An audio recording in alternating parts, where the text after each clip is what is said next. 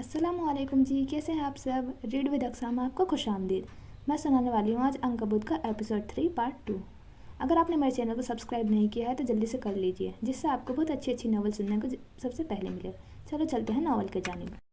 फजर मराज की ज़िंदगी 3 दिन के अंदर 360 डिग्री पर घूम चुकी थी। दिल टूटा था, मान टूटा था, जान से प्यारे शख्स ने हाथ छुड़ा लिया था और तो और एक अजनबी शख्स उसके साथ जुड़ चुका था जिसके बारे में वो कुछ नहीं जानती थी। सारे खसारे समेट लेने के बाद अब सख्ती से शाकिद सी अपने घर के पुराने टूटे फूटे लोहे के गेट पर खड़ी थी। बंद जूते कीचड़ में भर चुके थे, सफ़ेद कपड़े पर दाग थे और उसकी रूह पर भी तो ऐसे ही दाग थे। घायल थी। उसने गेट बजाया और फिर बाजू धलकाकर खड़ी रही। रिमझिम करती बारिश अब मज़ीद हल्की हो गई। कुछ देर बाद गेट के दरवाजे के जानिब अम्मा की चाप उभरी। अब्बा तो अपनी कमज़ोरी के बीमारी के बाइस मुश्किल ही चल पाता था, सारा दिन बिस्तर पर गुजरता था। कुंडी खुलने की आवाज़ उभरी और फिर दरवाज़ा खुल गया। वो यूं ही खड़ी रही। अम्मा ने गज़बनाक नज़रों से उसे देखा। अम्मा कुछ कहना चाहती थी लेकिन फजर की हालत ने उन्हें लब भींचने पर मजबूर कर दिया। वो खड़ी तो अपने घर की दहलीज पर थी, पर ज़हनी तौर पर जाने कहाँ थी। अब क्या खड़ी खड़ी कर जम गई है। अम्मा ने बाजू पकड़कर उसे खींचा और फिर वो ख्वाब से जागी। अम्मा अब दरवाज़ा बंद करके दोबारा कुंडी लगा रही थी। घर के सहन में मटियाली सी रोशनी थी। घर वैसा ही था, अम्मा वैसी ही थी। फिर सब बदला बदला क्यों लग रहा था। कहाँ थी अब तक। मैंने कहा था ना, घर वापस आज जल्दी आना है। अम्मा ने इतनी हिम्मत पता नहीं कहाँ से आई थी कि अम्मा ने उसकी गर्दन दबोच लिया। सरसराती हवा सरगोशियाँ करती गुजर गई। सारा दिन बिल्किस तेरा इंतज़ार करके चली गई, तूने मेरी नाक कटा दी। फजर, अम्मा ने उसे पूरी कुव्वत से धक्का दिया। वो जो हमले के लिए तैयार नहीं थी। तवाज़ुन बिगड़ा और वो नीचे गिरी। कोहनी छिल गई। सियाह बादलों से ढके आसमान के नीचे वो गीली मिट्टी वाले सहन में वो धड़ाम से गिरी थी। अगले ही पल अम्मा उससे सर पर थी। अम्मा ने उसे बालों से पकड़ा और झटके से उसका मुंह ऊपर किया, जबड़े दबोच लिए। फजर के सपाट चेहरे पर बारिश की नन्ही नन्ही बूंदें चमक रही थी। मैंने कहा था ये तेरा आखिरी मौका है फजर, उसके बाद कुछ नहीं। अम्मा के झुर्रियों ज़्यादा चेहरे पर तेज था। उसकी बूढ़ी हड्डियों में जान थी। वो फजर को गला दबाकर मार सकती थी, पर उसकी सदा उससे बड़ी थी जो उन्होंने सोच ली थी। तुझे अब वो करना है जो मैं कहूँगी। चल दफ़ा हो अंदर। अम्मा ने ज़ोरदार झटका दिया और फजर ने दांत भींच लिए। वो कुछ न बोली। इतनी सी मार तो वो अक्सर पड़ती रहती थी। अम्मा हाँफती अंदर चली गई, जबकि कई लम्हे वो वहीं बैठी रही। फिर बैग पकड़कर उठ खड़ी हुई। गंदे हो चुके हाथ कपड़ों से साफ किए। ज़बान बंद थी लेकिन कंधे अकड़े हुए थे। आखिर को जो उसने करना था वो कर चुकी थी। अम्मा अब उसका कुछ नहीं बिगाड़ सकती थी। बैग उठाते वो अपने कमरे में आई। शॉल उतारकर फेंक दिया। कोहनी को नहीं देखा। बैग बेड पर फेंक दिया। पाँव जूतों से आज़ाद किए और फिर झुककर बेड के नीचे से एक कार्टन डब्बा निकाला। अम्मा अब अपने कमरे में गुस्से से बोले गई, तारीख तय कर दी है मैंने। वो लोग अगले जुमे को आएंगे और इसे ले जाएंगे। वो ऊंचा ऊंचा उसे सुना रही थी, जबकि फजर सपाट चेहरा लिए अलमारी से अरसल की दी सारी चीज़ें निकाल रही थी। कुछ कपड़े, कुछ जूते और कुछ सामान जिसे वो अब नीचे कार्टन के पास फेंक रही थी।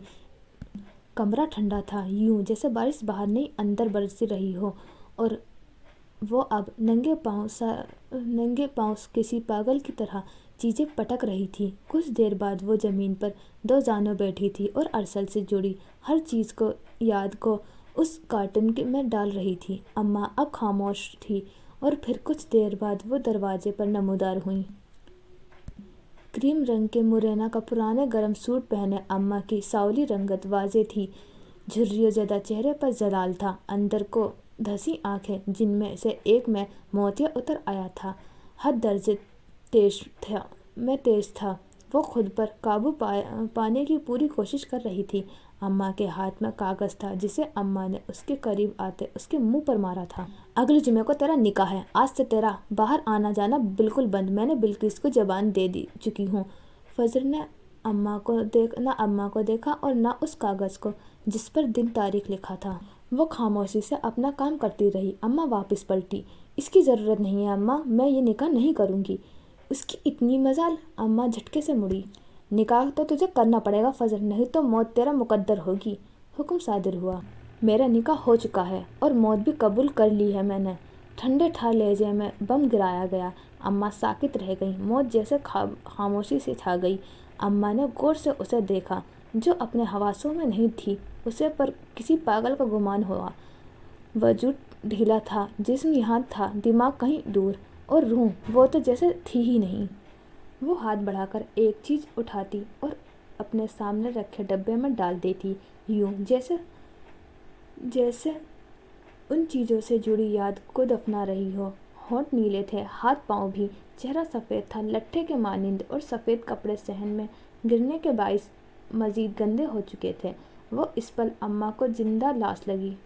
کیا بکواس کر رہی ہے فضل؟ اماں نے سینے پر ہاتھ رکھے پوچھا۔ فضل سے کچھ بھی توقع کی جا سکتی تھی، اس جیسی انا پر شاید ہی کوئی تھا۔ بکواس نہیں ہے اماں، وہ ہولے سے بولی، اور پھر گھٹنوں کے بل اونچا اٹھی۔ ہاتھ بڑھا کر بیڈ پر رکھے بیگ کو اٹھایا، اس کی زپ کھولی اور اندر سے ایک کاغذ نکالا۔ یہ صرف کاغذ نہیں تھا، یہ نکاح نامہ تھا۔ یہ دیکھ، یہ ہے میرا نکاح نامہ۔ اماں کے قدم لڑکھڑا گئے، منہ حیرت سے کھل گیا، آنکھوں میں بے یقینی ابھری۔ وہ فضل کو بے یقینی سے تکتی رہی۔ لے نہ، پکڑ اماں، اپنی آنکھوں سے دیکھ لے، فضل اب شادی شدہ ہے۔ انداز سراسر مذاق اڑانے والا تھا۔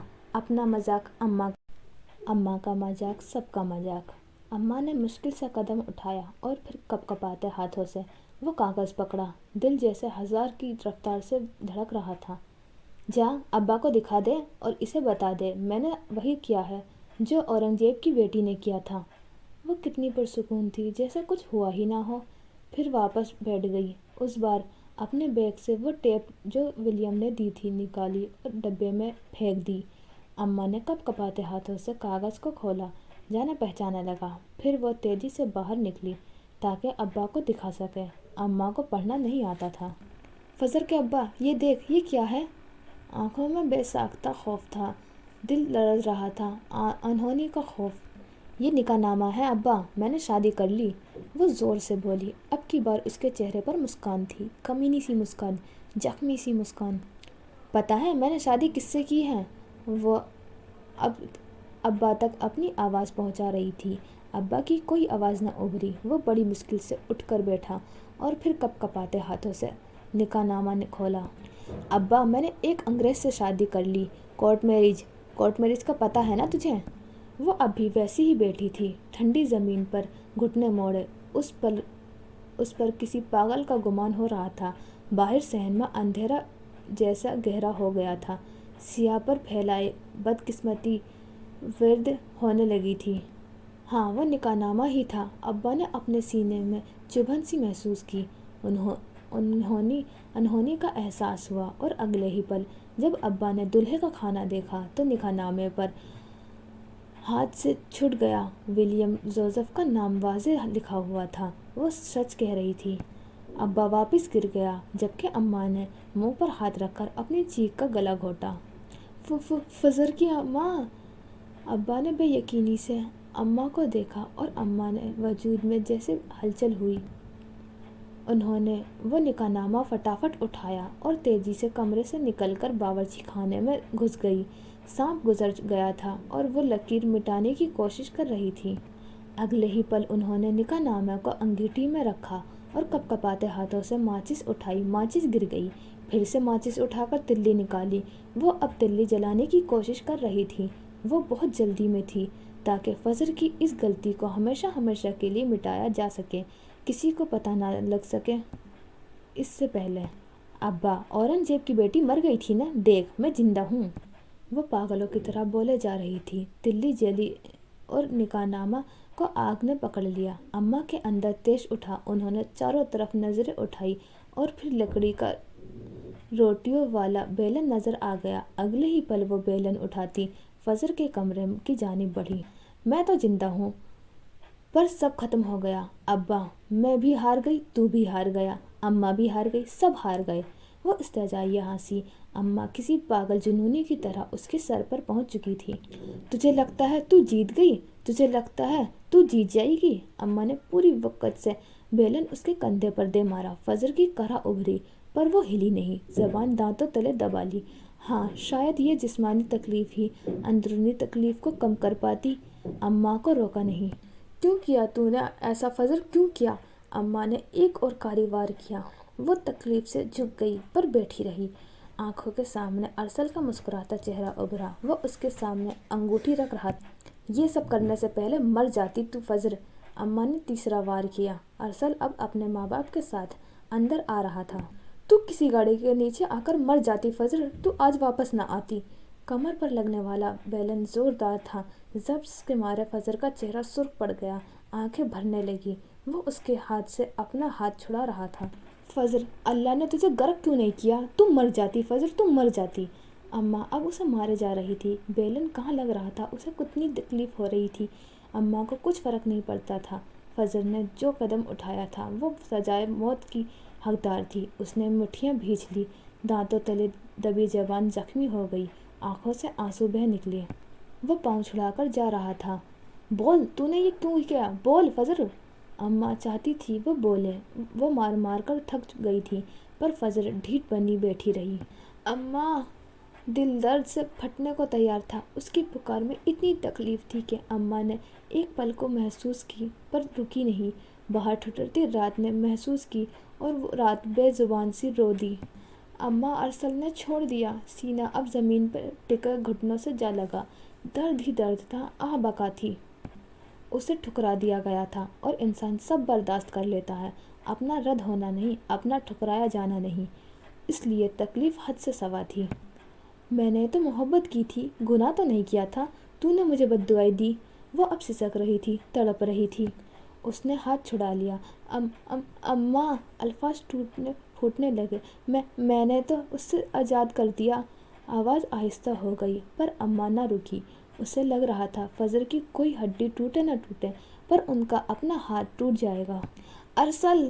وہ حلق کے بل چلائی۔ گردن کے نیچے نسیں ابھر گئی، ضبط ٹوٹ گیا، تکلیف بہہ نکلی۔ آخری بار اس کا نام لیا گیا، آخری بار اسے پکارا گیا اور اماں نے بیلن پوری قوت سے گردن کے نچلے حصے پر دے مارا۔ انسان کبھی نہ رونے کے لیے ایک بار ضرور روتا ہے، اور یہ آنسو وہ آخری آنسو تھے جو وہ بہا رہی تھی۔ اس سے دستبرداری ہو چکی تھی، معاف نہیں کیا تھا۔ اس کا دیا زخم ناسور بنتا جا رہا تھا اور تب تک رہتا جب تک وہ اسے معاف نہ کر دیتی، اور بیچ راستے میں چھوڑنے والوں کو معاف نہیں کیا ملتی۔ جس نے چھوڑا ہو وہ سکون سے نہیں جی پاتا، اور جسے چھوڑا جائے اس کا مقدر تو بس تڑپنا ہی ہوتا ہے۔ بیلن چھوٹ گیا تھا۔ اماں ہانپتے ہوئے ہٹ گئی۔ آج سارا غصہ نکال لیا تھا، ساری وحشت اماں نے اس کے وجود پر اتار دی تھی۔ آوازیں یقیناً محلے والوں نے سنی ہوگی، پر جو ہونا تھا وہ ہو چکا تھا۔ اماں نے کمرے کے دہلیز پر بیٹھی رو رہی تھی۔ فضر نے انہیں کسی کو منہ دکھانے کے قابل نہیں چھوڑا تھا۔ بلقیس کو دی ہوئی زبان پھر سے ٹوٹ گئی تھی۔ جبکہ دوسرے کمرے میں بستر پر پڑا ابا کا وجود کپ کپا رہا تھا۔ وہ سینے پر ہاتھ رکھ کر بولنے کی کوشش کرنے میں تھا، پر الفاظ حلق سے ہی پھنس گئے تھے۔ آنکھیں ابل آئیں۔ ابا کے سرہانے کھڑی منار ہنسے جا رہی تھی، ابا پر کہکے لگا رہی تھی۔ تو ہار گیا ابا، تو ہار گیا۔ وہ ابا کا مذاق اڑا رہی تھی۔ ابا نے منہ کھول کر سانس لینا چاہا پر نہیں آیا۔ ابا کو چاروں طرف گہرا اندھیرا چھایا محسوس کیا۔ وجود کو ایک آخری جھٹکا لگا اور پھر ساکت ہو گیا۔ پھٹی پھٹی آنکھوں میں بے یقینی رقم رہ گئی۔ اماں کمرے کے دہلیز پر سر پکڑے بیٹھی رو رہی تھی، جبکہ زمین پر پڑا فضر کا وجود اب ساکت تھا۔ کبھی کبھی قیامت خاموشی سے آتی ہے اور گزر جاتی ہے، کسی کو احساس تک نہیں ہوتا۔ مراز الدین کے گھر پر بھی ایسی ہی قیامت آئی تھی اور آ کر گزر چکی تھی، کسی کو جس کی خبر تک نہ ہوئی تھی۔ فضر! رات کے اس پہر اپنے گھر کے عالیشان کمرے میں نرم گرم قالین پر بیٹھا ارسل زیر لب بڑبڑایا۔ اس کی آنکھوں میں آنسو تھے۔ کیا اس نے سچ میں کہا تھا؟ کیا ایک ہی دن میں اس کی شادی بھی ہو گئی تھی؟ کیا سچ میں اس نے فضر کو ہمیشہ کے لیے گنوا دیا تھا؟ ہزاروں سوال اسے کسی آسیب کی طرح ڈسنے لگے تھے۔ اس کا پاؤں پکڑنا یاد آیا اور اپنا چھڑا لینا، اس کی تڑپ کر اپنے جانب بڑھنا یاد آیا اور گارڈز کا اسے دھکے دے کر باہر نکالنا۔ ٹوٹی پھوٹی سی حالت کے لیے کمرے میں سوگ مناتا ارسل برہان اس وقت بے طرح سے تڑپ رہا تھا۔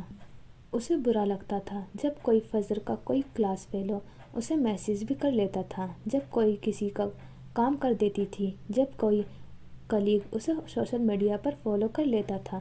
اسے سب زہر لگتے تھے۔ وہ کسی کو فجر کے ساتھ تصور بھی نہیں کر سکتا تھا۔ پھر خود کیسے اتنی آسانی سے گنوا دیا؟ کیا وہ مزید ضد نہیں کر سکتا تھا؟ کیا خاندان زیادہ اہم تھا؟ اسے ہمیشہ عزت اور ادب سکھایا گیا تھا۔ اسے بتایا گیا تھا جو برہان گردیزی نے کہا دیا وہ پتھر پر لکیر ہے، اسے ویسا ہی کرنا تھا۔ پھر محبت کیوں اپنی مرضی سے کر لی تھی تو کھڑا کیوں نہیں رہ پایا تھا؟ وہ کسی اور سے کی ہو چکی تھی، کسی اور کی وائف تھی۔ ارسل نے اپنے بال نوچ ڈالے، آنکھیں سرخ ہو چکی تھیں۔ وہ تو ہمیشہ اسے انتظار کرنے کا کہتی تھی، پھر اس نے ایک ہی رات میں شادی کر لی۔ وہ جو خود کو اس کے نام لکھ چکی تھی، کیسے کسی اور کو اپنا نام کے ساتھ جوڑ لیا؟ غصہ آ رہا تھا اور رونا آ رہا تھا۔ بے بسی سے بے بسی تھی، دل کو کسی کروٹ آرام نہیں تھا۔ وہ اسے فون کر رہا تھا پر نمبر بند جا رہا تھا۔ وہ کبھی 1 گھنٹے کے لیے بھی ناراض نہیں ہو رہی تھی۔ پھر اب کیسے تعلق ختم کر لیا تھا؟ گہرا پچھتاوا تھا اور ارسل برہان کے پاس اب بس یہی بچا تھا اور اسے ارسل برہان کو ساری عمر جھیلنا تھا۔ رات کے 9:30 بجے کا وقت تھا۔ گاڑی تیزی سے بھاگتی کشادہ شاہراہ پر آگے بڑھ رہی تھی۔ گاڑی میں تیز میوزک بج رہا تھا اور جنید ڈرائیونگ سیٹ پر بیٹھا گاڑی چلا رہا تھا، جبکہ ولیم ساتھ والی سیٹ پر بیٹھا تھا۔ فجر کو چھوڑنے کے بعد وہ نکاح نامہ لے کر سیدھے وہاں گیا تھا جہاں سے اسے محبت چاہیے تھی پر دھتکارا ملی۔ اس کا سینہ فخر سے پھولا ہوا تھا۔ اس نے سوچا نہیں تھا کہ وہ اس دھتکار کا بدلہ اتنی آسانی سے لے لے گا۔ کیا کہا تھا آپ نے؟ کہ وہ میرا ملک تھا جہاں آپ کی بیٹی نے میرے ڈیڈ سے شادی کی تھی، یہی کہا تھا نا آپ نے؟ میں یہاں کسی مسلمان لڑکی سے شادی کر کے دکھاؤں، دیکھیں میں نے کر لی۔ وہ ہنسا اور ہنستا چلا گیا۔ اس کے سامنے بیٹھے بوڑھے وجود کی آنکھیں اور چہرے پر بے یقینی رقم تھی۔ وہ بوڑھے وجود کو اسی صدمے میں غرق چھوڑ آیا تھا اور اب ہیٹر کی گرمائش میں اونچے آواز سے میوزک کے مسرور کر رہا تھا۔ ایئرپورٹ بس آنے ہی والا تھا جب جنید نے میوزک آہستہ کیا اور اس کی جانب متوجہ ہوا، جو اس نکاح نامے کو ہاتھوں میں پھیلائے چمکتی آنکھوں سے دیکھ رہا تھا۔ یہ اس کے لیے ہتھیار تھا اور ابھی اسے اس ہتھیار سے کافی جنگیں لڑنی تھی۔ ولیم تم واپس کب آؤ گے؟ جنید کے ابھرتے سوال پر اس نے نکاح نامہ طے کیا اور جیکٹ کے اندرونی جیب میں اڑس لیا۔ سر پر کیپ تھی جبکہ ہیڈ فون اس وقت بیگ میں تھے۔ سارا سامان اچھے سے پیک ہویا گاڑی کی ڈگی میں رکھا تھا۔ میں واپس کیوں آؤں گا؟ اس نے اچنبھے سے پوچھا۔ کیا مطلب کیوں آؤں گا؟ اپنی وائف کے بارے میں کیا خیال ہے؟ وائف لفظ پر اس کے لبوں پر شریر سی مسکان نے چھوا کھا جانے والی آنکھوں سے گھورتی فجر کی تصور کے پردے پر لہرائے۔ دل اداس ہوا اور اس سے کوئی جواب نہیں بن پایا۔ کئی لمحے خاموشی چھائی رہی، پھر وہ آہستگی سے بولا۔ اسے اس شادی میں کوئی دلچسپی نہیں۔ کتھئی آنکھوں کی چمک ماند پڑ گئی۔ اور تمہیں؟ جنید نے ذرا سی گردن موڑ کر دیکھا اور پھر نظریں سامنے جما لی۔ مجھے بھی نہیں۔ اس نے اپنی ہی آواز اجنبی لگی۔ تو کیا تم دونوں ساری عمر ایسے ہی ہوں گے؟ جنید کو حیرت ہوئی۔ ہاں، یک لفظی جواب ابھرا۔ وہ اب فون نکالے نوٹیفیکیشن دیکھ رہا تھا۔ ولیم تم کب واپس آؤ گے؟ ڈیڈ غصے ہیں۔ نسا ولیم کی چھوٹی بہن کا میسج تھا۔ ڈیفالٹ پیس۔ اگر ڈیڈ کو پتہ چلا تم پاکستان گئے ہو تو وہ مجھے زندہ دفنا دیں گے۔ جارج ولیم کا بڑا بھائی کا بھی میسج تھا۔ وہ زیر لب مسکرا دیا۔ تم کسی اور سے شادی نہیں کرو گے؟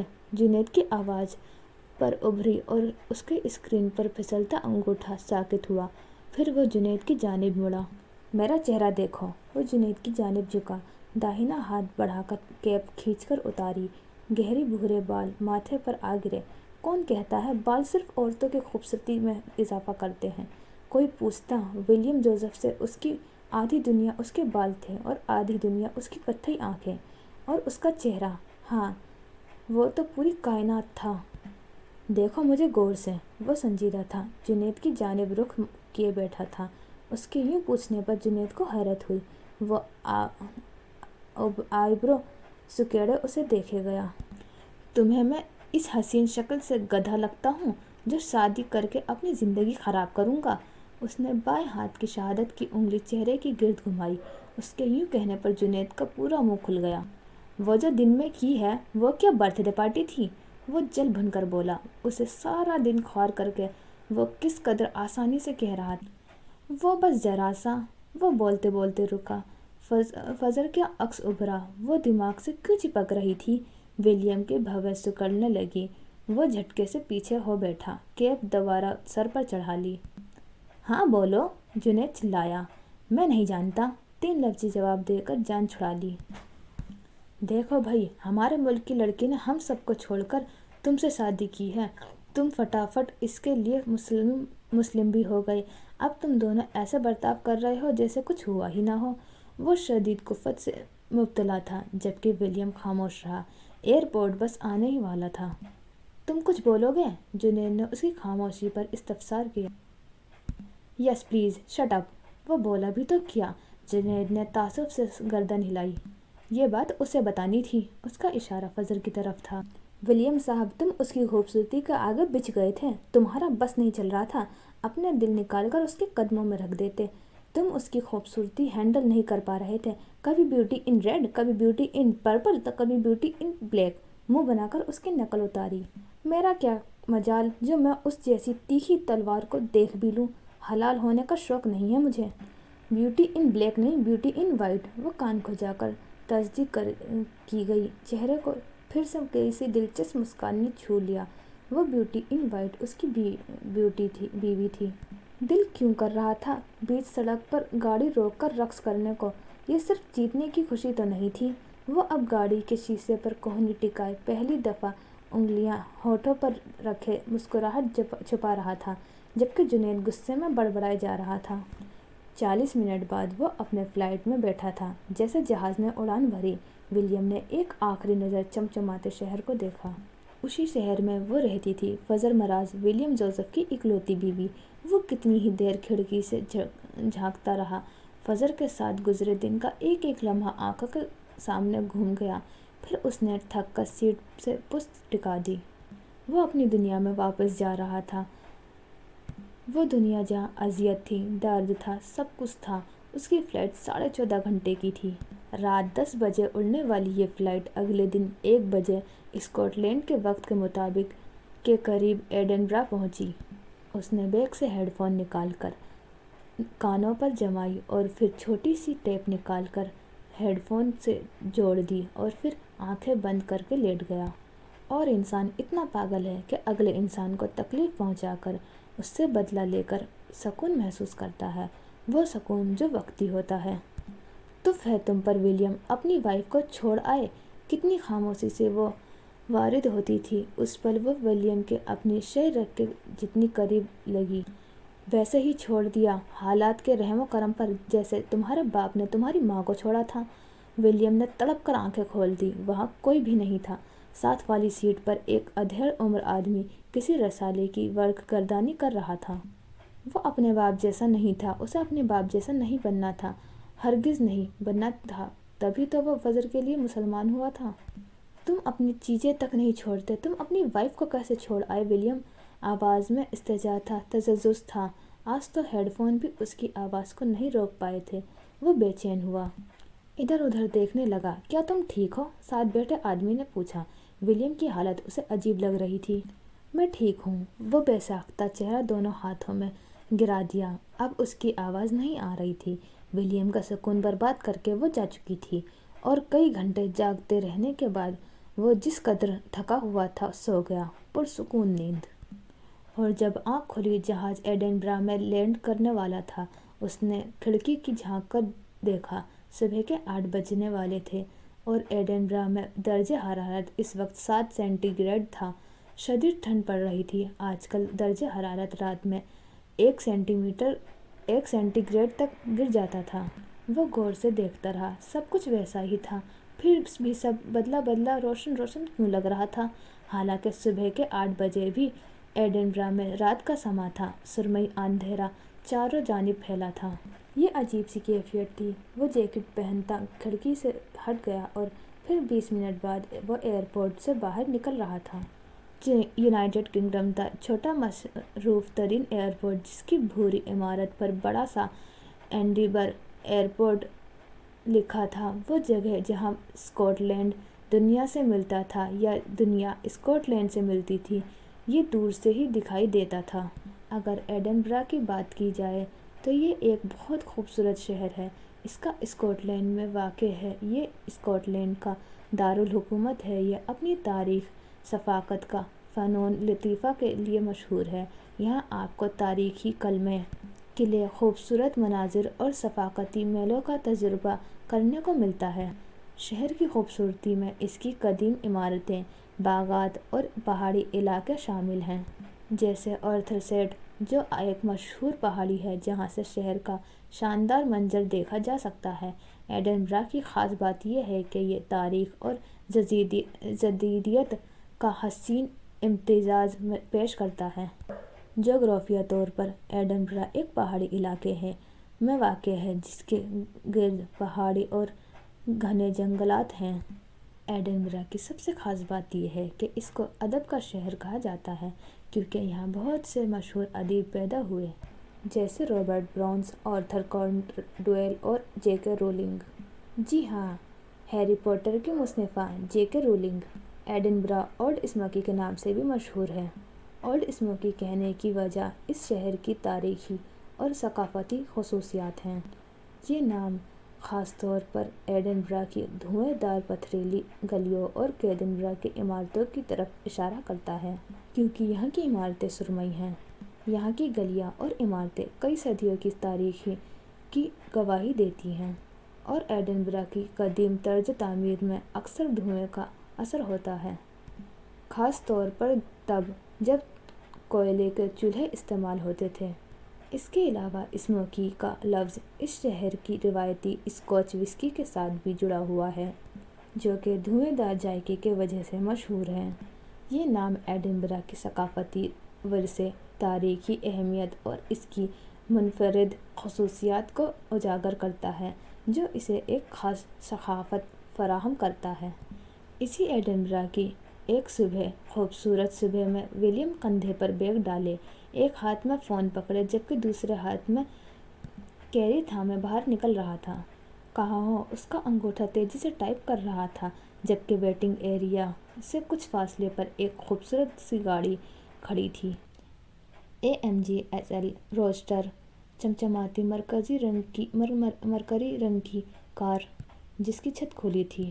سیاہ چمکتے پہیوں والی کار پوری شان و شوکت سے کھڑی اترا رہی تھی۔ ڈرائیونگ سیٹ پر نیل بیٹھا تھا، شرٹ پر لیدر کی جیکٹ پہنے، مفلر کو کانوں پر لپیٹے اور سر پر گرم ٹوپی اوڑھے وہ ولیم کا ہی انتظار کر رہا تھا۔ جیسے ہی اس کی نظر باہر آتے ولیم پر پڑی، وہ اچھلتا ہوا گاڑی کے دروازے سے پھلانگ کر باہر نکلا اور تیزی سے اس کی جانب لپکا۔ اگلے لمحے وہ اس سے چپکا کھڑا تھا، دونوں بازو اس کے گرد جمائے۔ میں نے تمہیں بہت مس کیا، وہ مسرور سا بولا۔ اسے ولیم بہت عزیز تھا۔ آنکھیں بند کیا، چہرہ اس کے کندھے پر ٹکائے، وہ کسی حسینہ کی طرح اس سے چپکا ہوا تھا، جبکہ ولیم کے ہاتھ پہلو میں ہی رہے۔ اس نے نیل کے گرد اپنے بازو نہیں پھیلائے۔ پیچھے ہٹو، تمہارے جسم سے اٹھتے بدبو کے بھبوکے سے مجھے کے آ جائے گی، وہ بے مروتی سے بولا تو نیل منہ بناتا اس سے الگ ہوا۔ گاڑی کو دیکھتے ہی ولیم کی آنکھیں چمک اٹھی۔ ہینڈ کیری کو وہیں چھوڑتے وہ گاڑی کی جانب بڑھا۔ بیلا، ہاں اس کی گاڑی کا نام بیلا تھا اور اسے وہ بہت عزیز تھی، حد سے زیادہ، نیل سے بھی زیادہ۔ اب وہ گھوم کر چاروں جانب سے بیلا کو معائنہ کر رہا تھا، کہیں کوئی خروش تو نہیں آئی، جبکہ نیل کمر پر دونوں ہاتھ جمائے آنکھیں چھوٹی کیے اسے دیکھ رہا تھا۔ 20 دنوں بعد وہ ایک دوسرے سے مل رہے تھے اور ولیم کو اس سے زیادہ اپنی بیلا کی پرواہ تھی جو نیل کے حوالے کر کے گیا تھا۔ کندھے پر لٹکا بیگ ولیم نے اتار کر پچھلی سیٹ پر پھینکا اور جب اسے یقین ہو گیا گاڑی بالکل اسی حالت میں تھی جس حالت میں وہ چھوڑ کر گیا تھا، تو اس کی آنکھیں چمک اٹھی۔ بہت بڑے کمینوں ہو تم، دوست سے زیادہ یہ گاڑی عزیز ہے جس نے 20 دن اس کا خیال رکھا۔ نیل بولے بنا نہیں رہ سکا، نہ بولتا تو پیٹ میں مروڑ اٹھنے لگتے۔ ایشیائی نے نقص والا نیل ایک انڈین لڑکا تھا۔ لوگ تیزی سے آ جا رہے تھے اور کئی ستائشی نظریں بیلا کی جانب اٹھی۔ ولیم ان تمام نظروں سے اچھے سے واقف تھا کیونکہ اس نے یہ گاڑی بہت محنت سے حاصل کی تھی۔ جانتے ہیں کیسے حاصل کی تھی؟ لمبی کہانی ہے، آگے راز کھلیں گے۔ مسکراہٹ ولیم کی آنکھوں تک محدود رہی، ہونٹوں تک آنے کی گستاخی نہیں کی۔ اگلے ہی پل وہ اچھلا اور گاڑی کے اندر چھلانگ لگا دی۔ وہ اب ڈرائیونگ سیٹ پر بیٹھا تھا، ہاتھ سے چھو کر دیکھ رہا تھا، محسوس کر رہا تھا۔ ایک دن بھی میں نے اسے باہر نہیں نکالا، گیراج سے ابھی لے کر آیا ہوں۔ نیل نے اس کا ہینڈ کیری اٹھا کر پچھلی سیٹ پر رکھ دیا اور دوسرے طرف کا دروازہ کھول کر وہ اندر اس کے ساتھ والی سیٹ پر بیٹھ گیا، جبکہ ولیم ابھی تک خاموش تھا۔ اب جلدی سے مجھے اچھا سا ناشتہ کرواؤ، تمہاری وجہ سے صبح صبح یہاں ایئرپورٹ پر جھک مار رہا ہوں، اس نے بیٹھتے ہی فرمائش کی۔ یوں بھی اسے ولیم سے اس دورے کے سبھی قصے سننے تھے۔ گھر چلتے ہیں۔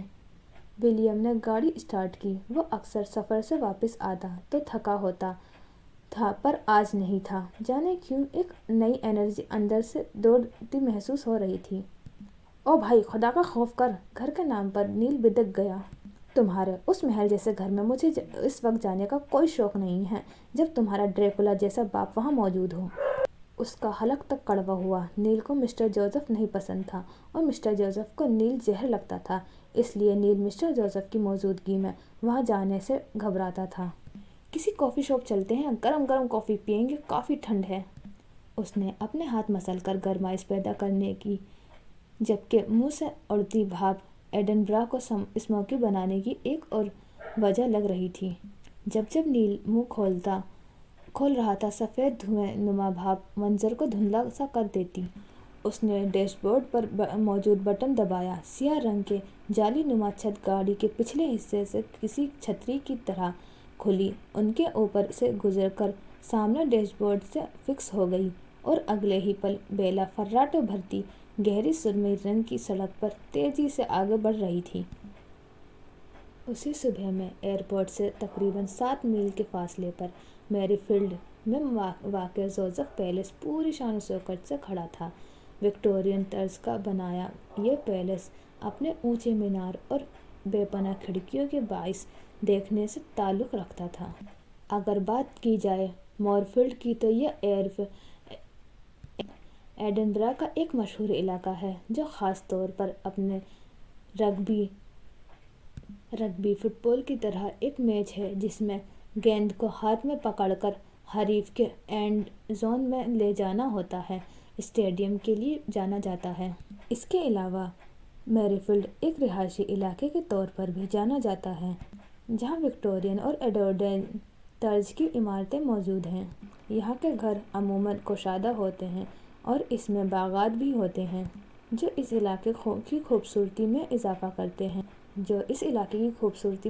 کرتے تھے۔ یہاں پر گھر ایک دوسرے سے کافی فاصلے پر ہوتے ہیں اور تقریباً ہر گھر کے گرد ایک اپنا باغ ہوتا ہے۔ ایسے ہی ایک ایکڑ پر بنے اس ہرے بھرے سے باغ میں جوزف پیلس موجود تھا۔ پیلس کا ظاہری وضعیت کو سمجھنے کے لیے پہلے وکٹورین اسٹائل کو سمجھنا زیادہ ضروری ہے۔ وکٹورین گھر 19ویں صدی کے دوران برطانیہ میں تعمیر کیے گئے تھے، خاص طور پر ملکہ وکٹوریہ کے حکومت کے دوران۔ یہ گھر عام طور پر اپنی خوبصورتی اور تفصیلی ڈیزائن کے لیے مشہور ہیں۔ وکٹورین گھروں میں پیچیدہ اور خوبصورت آرکیٹیکچر تفصیلات ہوتی ہیں، جیسے کہ کھڑکیاں، چھوٹی بڑی بے شمار کھڑکیاں اور مختلف شکلوں کی چھتیں۔ جوزف پیلس کو ٹھیک طرز پر بنایا گیا پیلس تھا، اس لیے اس کی چھت اونچی تھی جس میں سلیٹ کا استعمال ہوا تھا۔ اسٹیل گلاس کی کھڑکیاں کافی بڑی تھیں۔ اس گھر میں کئی کمرے تھے جن میں سے آج تک کچھ کمرے استعمال میں نہیں لائے گئے تھے۔ گہرے سرمئی اور گہرے بھورے رنگ کا بنایا یہ جوزف پیلس پہلی نظر میں ہی اپنے دیکھنے والے کو تاخیر میں ڈال دیتا تھا۔ سرسبز باغ کے درمیان جو سردیوں میں سوکھ جاتا تھا، بنایا گھر पहली नज़र में किसी किले के मानिंद लगता था। घर के गिर्द चारों जानिब बड़ा सा लॉन था और बाएं जानिब बड़ा सा बाग था। बाग और लॉन के गिर्द कोई बाड़ नहीं लगा था। यह सभी घर ऐसे ही बने थे, किसी को बाड़ लगाने की या अपनी जगह की हदबंदी की ज़रूरत नहीं थी। जोसेफ पैलेस ज़्यादा रकबे पर बना था और जो खासियत इसे सबसे अलग बनाती थी वो ये थी कि यह इस इलाके में अपनी तर्ज का अकेला घर था। आसपास के घर अब जदीद तर्ज के थे। बहुत सारे घरों के स्ट्रक्चर अब बदल चुके। घर अब ज़्यादा ऊंचे नहीं थे, ये चौड़ाई रुख बने हुए थे। एक मंजिला दूर दूर तक फैली इमारतें। कोई घर ऐसा था जो दो मंजिला था होगा, वरना डिज़ाइन तब्दील कर लिए गए थे। मॉरफील्ड में घर किसी लाइन से या सीध में नहीं बनते, बल्कि ये बेतरतीब थे, आगे पीछे आमने सामने। और इनके पीछे जोसेफ पैलेस किसी ड्रैकुला के पुराने महल के जैसा खड़ा था। अगर हम सुबह के इस पहर मरकज़ी भीगी सड़क से उतरकर बाएं जानिब एक पथरीली रविश पर चलते जाएं तो रविश के आखिर में जोसेफ पैलेस था। दोनों दूर दूर तक सब्ज़ा था और पैलेस के बाएं जानिब बाग था। सुबह के इस पहर नम आलूद धुंध ने पूरे मॉरफील्ड को अपनी लपेट में लिया हुआ था और ये किसी भंवर की तरह घरों, दरख्तों, पेड़ों और सड़कों पर, आसपास की जंगलों पर उतरी हुई थी। सुबह के इस पहर एक पुरानी सी जर्द रंग की टैक्सी जोसेफ पैलेस के सामने मरकजी शहरा पर आकर रुकी। तुमने मुझे लेट कर दिया, एक अधेड़ उम्र औरत की निस्वानी सी आवाज़ गूंजी। गाड़ी का दरवाज़ा खुला और वो तेज़ी से बाहर निकली। चुस्त सी पेंडलियों तक आती भूरी स्कर्ट के ऊपर सियाह रंग की ऊनी ब्लाउज पहने वो 45 साला मिस सोफ़ी थी। पाँव के कोट के शूज़ में मकीद थे। बाल छोटे छोटे और उंगलियाले थे जो बामुश्किल कानों तक आ रहे थे। एक भूरे मफलर को गर्दन के गिर्द लपेटे सुर्ख व सफ़ेद रंग की वाली ये सोफ़ी अब अपने झोले नुमा बैग से पैसे निकालकर ड्राइवर को दे रही थी। फिर वो अपने भारी वजूद को तेज़ी से आगे घसीटती भीगी रविश पर चलती जोसेफ पैलेस की जानिब बढ़ने लगी।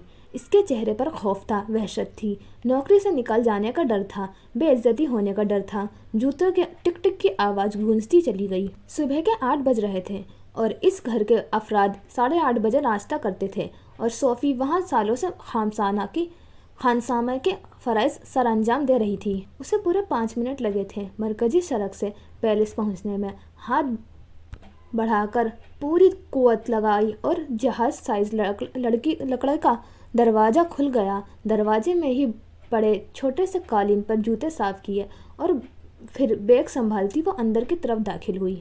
दरवाजे के दोनों जानिब बड़े बड़े शीशों वाली खिड़कियाँ थीं, जबकि लकड़ी का गहरा भूरा स्याही माइल फर्श दूर तक बिछा हुआ था। दाएं जानिब ड्राइंग रूम था जिसकी दीवारें स्टेन ग्लास की थी और अंदर सोफ़े रखे थे। वह तेज़ी से चलती ड्राइविंग रूम की तरफ पहलू से गुजरती आगे बढ़ रही थी। सामने ही बड़ा सा हॉल था, इतना बड़ा जैसे कोई कॉन्फ्रेंस हॉल हो, लेकिन ये मुख्तलिफ था। इस हॉल की नुमा लाउंज के मुख्तलिफ कोनों में उठने बैठने की मुख्तलिफ जगह बनी थी। ड्राइंग रूम से गुजरकर थोड़ा आगे आओ तो दाएं जानिब दीवार पर बड़ी सी लकड़ी की शेल्फ नस्ब थी जिसमें सजावट की कीमती चीज़ें थी। कई मेडल्स शान और शौकत से सजे इतरा रहे थे। शेल्फ के सामने ही विक्टोरियन सोफ़े रखे थे। ढलवानी शक्ल वाले ये लकड़ी के सोफ़े अपनी मसाल आप थे। गहरे महरून और सियाह रंग के इम्तियाज़ में बने सोफ़े, जबकि उभरी हुई लकड़ी पर नुक्स निगार थे। यहाँ खड़े होकर पूरा लाउंज का नज़ारा किया जा सकता था। मुख्तलिफ सिमत में बाएं जानिब गेस्ट रूम थे और गेस्ट रूम से थोड़ा आगे डाइनिंग हॉल और उसके साथ ही बड़ा सा किचन। डाइनिंग हॉल से थोड़ा आगे सीढ़ियाँ थीं, जो लकड़ी की मोटी चौड़ी सीढ़ियाँ जो बालाई मंजिल तक जा रही थी। लाउंज में कई खिड़कियाँ थीं जिन पर भारी उम्दा पर्दे टंगे हुए थे और इस वक्त वो सब आधे खुले थे जबकि आधे दोनों जानिब से बंधे थे। शेल्फ्स के सामने से सोफ़े को चौकोर शक्ल में रखे थे, 3 एक जानिब 3 दूसरी जानिब। दो दाएं दो बाएं, और दरमियान में बेशकीमती कालीन के ऊपर बड़ा सा मेज रखा था। अगर शेल्फ के साथ देखा जाए तो दीवार पर 5 फीट की पेंटिंग लटकी थी और इसके साथ कई पुरानी तस्वीरें। ये पेंटिंग मिस्टर जोसेफ पैटरसन की थी। पहली ही नज़र देखने पर वो कोई आम इंसान बिल्कुल नहीं लगता था। सियाह सूट पहने वो शख्स अपने खड़े हुए नैन नकुश और सर्द आंखें से कोई वैम्पायर और ड्रैकुला ही लगता था। सुर्ख आंखें, सुर्ख होठ, शायद उन्हें इस पेंटिंग में किसी वैम्पायर का रूप दिया गया था। हाथों को दोनों जानिब की पैंट में उड़से वो अपनी सर्द आंखों से ऐसा लगता था जैसे हमें ही देख रहा हो। वो पेंटिंग के अंदर से ही खून जमा देने की सलाहियत रखता था। सोफ़ी अब तेज़ी से चलती किचन की जानिब बढ़ रही थी और एक शख्स हाथ में लंबा झाड़ू थामे सीढ़ियों के नीचे सफाई करता नजर आ रहा था। तुम आज फिर लेट हो गई सोफ़ी, जोसेफ को पता चला तो गजब हो जाएगा। किचन से नैनी की आवाज़ उभरी। वो खुद ही नाश्ता बना रही थी। आई एम सॉरी नैनी, मैंने कोशिश की थी पर टैक्सी नहीं मिली। वो अब अपना बैग एक जानिब रखती तेज़ी से बर्तन उठाने लगी। मैं बना रही हूँ नाश्ता, तुम जाओ, देखो सफाई मुकम्मल हो गई हो तो बर्तन लगाऊँ। किचन में नैनी और सोफ़ी के अलावा एक नौजवान लड़की भी थी जो जवान अंडे छील रही थी। ये सोफ़ी की ज़ेरे निगरानी काम करती थी, जबकि नैनी स्कॉच हॉटपॉट को बड़े से प्याले में उंडेल रही थी। सोफ़ी के इशारा करने पर लड़की अंडे छोड़कर तेज़ी से बाहर भागी। उसने भी भूरी स्कर्ट और सियाह ऊनी ब्लाउज पहना हुआ था जिसके ऊपर एप्रन था और सर पर टोपी थी। लड़की के जाने के बाद सोफ़ी ने एप्रन पहन लिया। बाहर सफाई वाला मुकम्मल सफाई के बाद सीढ़ियों के पीछे बने दरवाजे से बाहर निकल गया। ये दूसरा दरवाज़ा था जो घर के पिछले हिस्से में खुलता था। इस दरवाजे के साथ एक और दरवाज़ा था जिस पर मोटा सा ताला लगा था और ये हमेशा बंद रहता था, जबकि दोनों जानिब बड़ी बड़ी खिड़कियाँ थीं।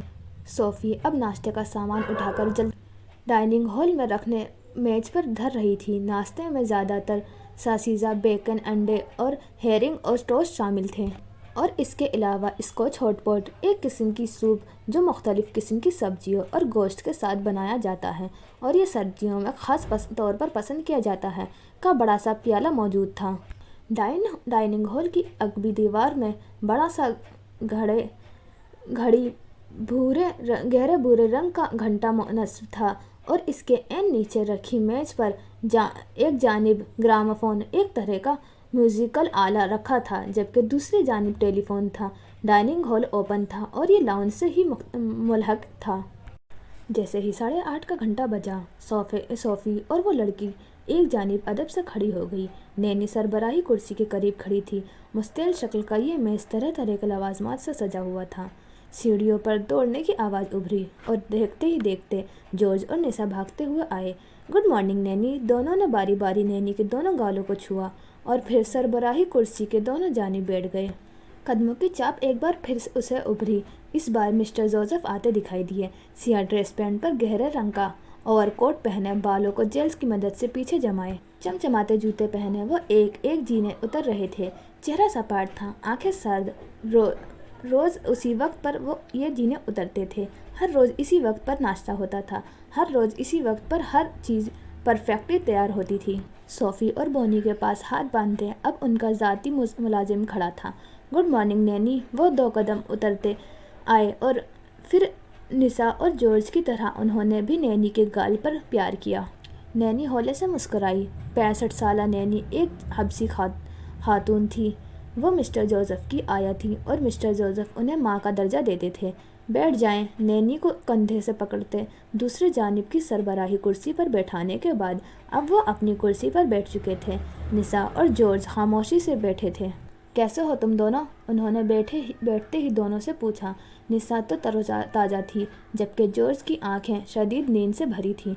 इसकी यूनिवर्सिटी की छुट्टी थी, लेकिन नाश्ते के लिए सबका एक साथ होना ज़रूरी था। डाइनिंग हॉल में इस वक्त सूप की इश्तहा अंगेज़ खुशबू नतनों से टकरा रही थी।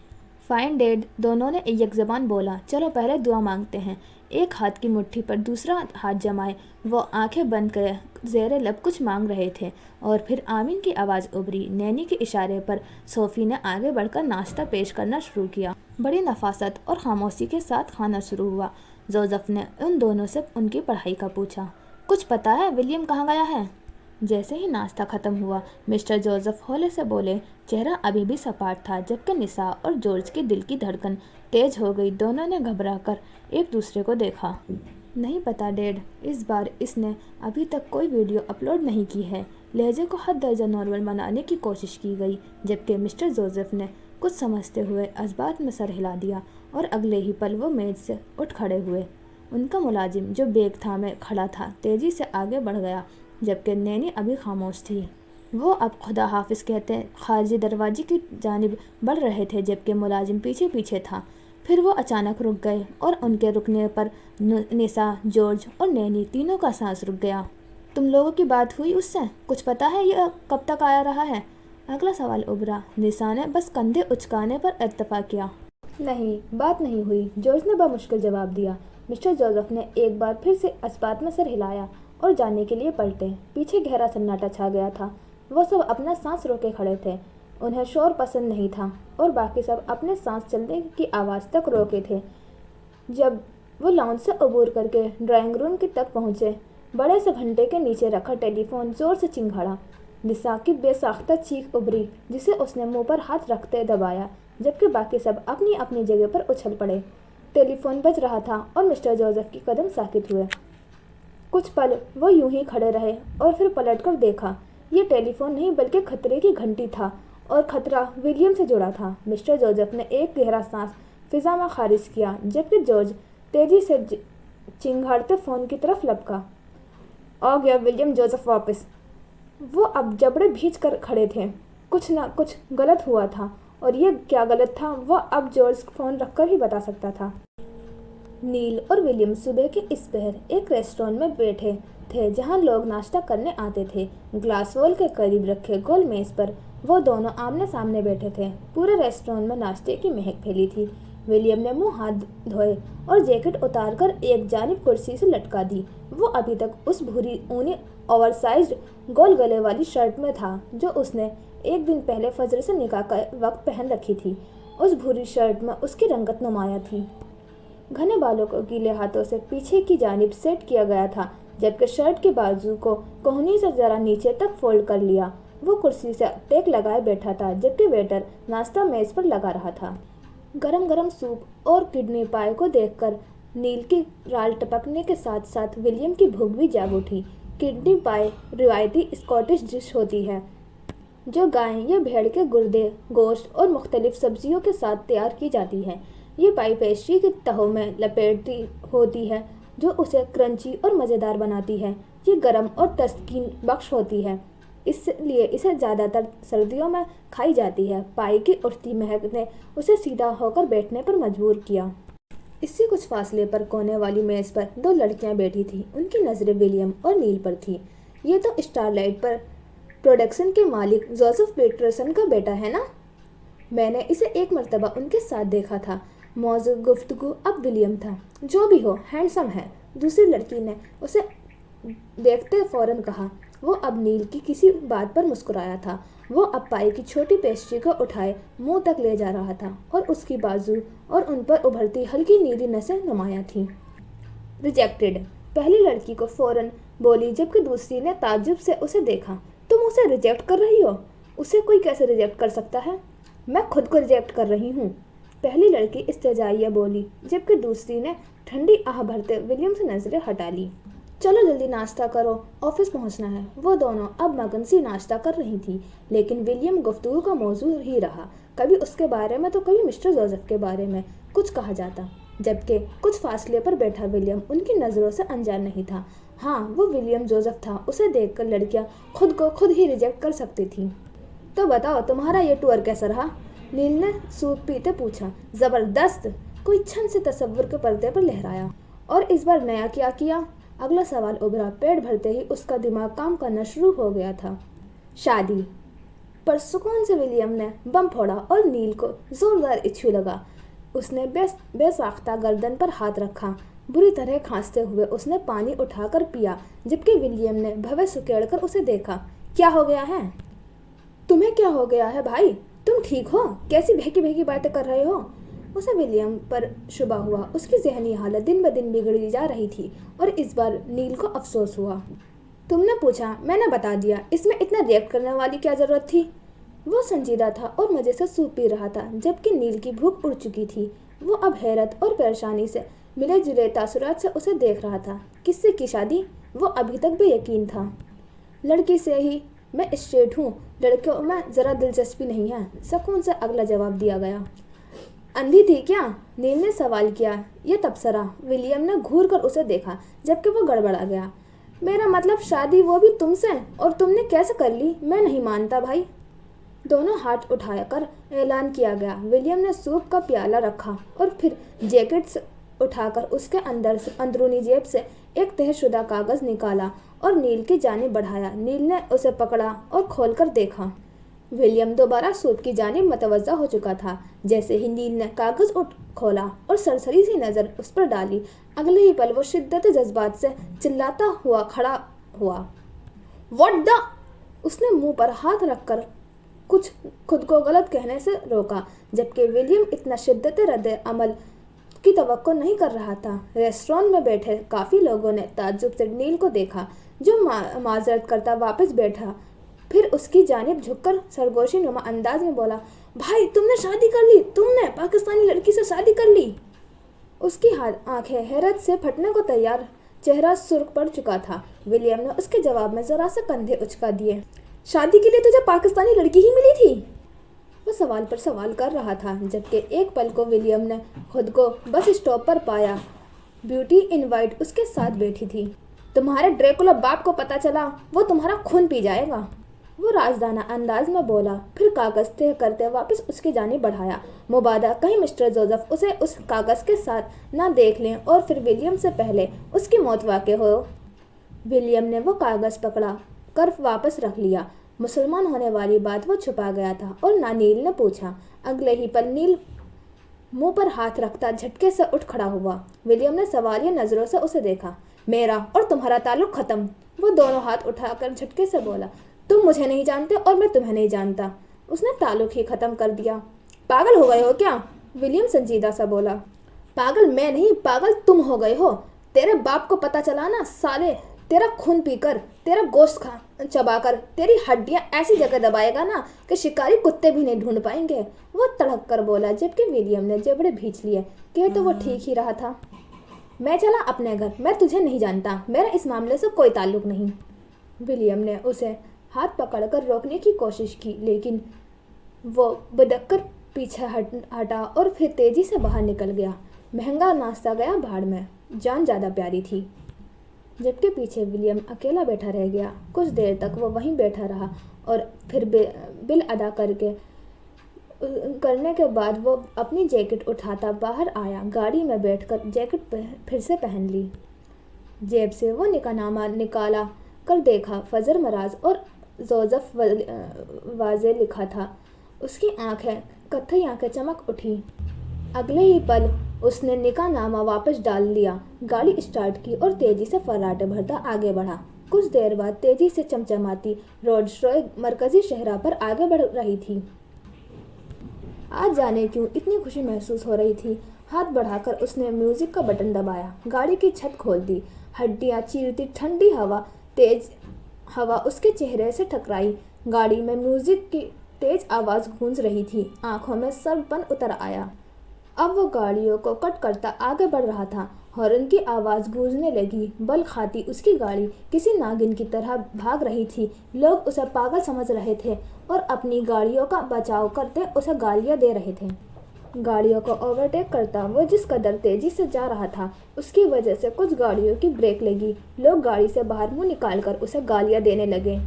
विलियम ने मुंह खोलकर सांस लिया। सालों का हब्स थी जो आज बाहर निकल आई थी।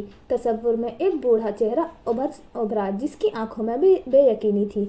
अगले ही पल जोसेफ पीटरसन की चेहरा सामने आया। वो वक्त जब उन्हें पता चलेगा कि विलियम पाकिस्तानी लड़की से शादी कर चुका था। क्या नज़ारा होगा वो। जोसेफ पीटरसन पहली बार शिकस्त खाएंगे। कितना मसरूर था वो ये सब सोच सोच कर। ज़्यादा हवा में उड़ने की ज़रूरत नहीं है। पहलू से एक उभरने वाली आवाज़ पर वो झटके से मुड़ा और अगले ही पल हैरत से उसकी आंखें फैली। ब्यूटी इन वाइट अपनी आंखों में गुस्से लिए बैठी थी, खा जाने वाली नज़रों से उसे घूरते हुए। इस शादी की कोई हकीकत नहीं है। अगले ही पल उसकी आंखों में दर्द उभरा। स्टीयरिंग पर विलियम की हाथों की गिरफ्त ढीली पड़ी। वो हैरानी से उसे देख रहा था। जहन भटक गया। एडनबर्ग गायब हुआ, ट्रैफिक और इसका शोर भी। वो दोनों बस स्टॉप पर बैठे थे। वो बेसाख्ता उसे देखे जा रहा था। भूल गया था उसकी गाड़ी ओवर स्पीड थी। वो उसे पुकारना चाहता था, कुछ कहना चाहता था, लेकिन अगले ही पल हॉर्न की कान के पर्दे फाड़ देने वाली आवाज़ उभरी। वो किसी ख्वाब से जागा। गर्दन सीधी की, स्टीयरिंग पर गिरफ्त जमाई, गाड़ी का रुख मोड़ना चाहा, पर देर हो चुकी थी। गाड़ी जिस रफ्तार से भाग रही थी संभल नहीं पाई और सड़क के एक किनारे खड़े ट्रक से जा टकराई। जोरदार धमाका हुआ और फिर खामोशी छा गई। मिराजुद्दीन के घर के सामने हुजूम था। लोग आ जा रहे थे। पिछली रात मिराजुद्दीन का दिल का दौरा पड़ने के बायस इंतकाल कर गया था। जनाजा ज़ोहर के बाद था। खुले सहन में तंबू लगाकर बैठने की जगह बनाई गई थी। मोहल्ले की सारी औरतें जमा थीं। कुछ औरतें और लड़कियां मिराजुद्दीन के चारपाई के गिर्द हाथों में सूरे यासीन और सिपारे पकड़ के खड़ी थी और हिल हिल कर जोर जोर से पढ़ने की मगन थी। रात को इनके घर से रोने पीटने की आवाज़ें आ रही थी। कुछ तो ऐसा ज़रूर हुआ है जिससे बेचारे की मिराज की मौत हो गई। मोहल्ले की औरतें आधा मुंह दुपट्टे में छुपाए खुसर फुसर कर रही थीं, जबकि कुछ फासले पर फजर बैठी किसी लाश की तरह। उसका चेहरा नीला पड़ चुका था और सूझा हुआ था। आंखें खुश्क और वीरान थी। एक आंसू भी नहीं था। वो अकड़ी हुई थी। पूरा जिस्म अकड़ा हुआ था। जरा सा सांस लेने पर भी दर्द की टीसें उठने लगती थीं। सफ़ेद रंग के चादर ओढ़े वो जिंदा लाश लग रही थी। हड्डियों में इतना दर्द था जैसे सारी टूट गई हो। देख फजर को कैसे बैठी है। बाप के लिए एक आंसू नहीं निकला। अब उस पर तबसरे किए जा रहे थे। हिलते हिलाते औरतें में से कोई एक उससे टकरा गई और फजर की दर्द की पाइस सिसकी उभरी। आंखें अजियत से मचल गई। होठ आपस में पेवस्त कर लिए। सर्दी की चोट थी। दर्द जाने का नाम ही नहीं ले रहा था। अम्मा अब्बा के चारपाई के पास बैठे आंसू बहा रही थी। सालों का साथी था, अकेला छोड़कर चला गया था। कोई अपना नहीं था, कोई रिश्तेदार नहीं थे। मोहल्ले वालों ने ही मिलकर सारा इंतजाम किया था। फजर रोले पुत्र, किसी बूढ़ी औरत ने उसे पकड़कर सीने से लगा लिया था। वो रोकर अपना दिल हल्का कर ले, पर वो आंसू कहाँ से लाती।